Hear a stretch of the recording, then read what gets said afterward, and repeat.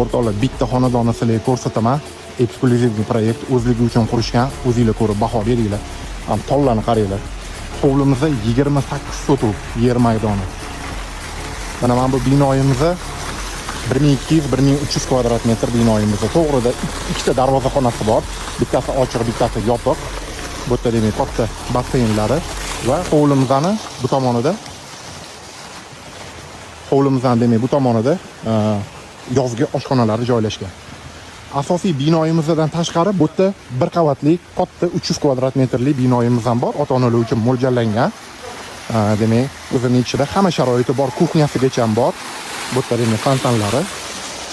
Uyimizning asosiy joyi o'rtoqlar joylashgan joyida, Sampida bu suvni bo'yida joylashgan.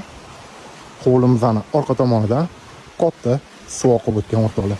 Qaranglar, qanaqa yam-yashil mashinaqa katta hovlisi bor. Juda ham chiroyli qarab qo'yishibdi. Kelinglar, orqa tomonga chiqamiz. Demak, hovlimizning mana shu joyidan shunday tushganimizda orqa tomonda mana bunaqa katta maydoni bor.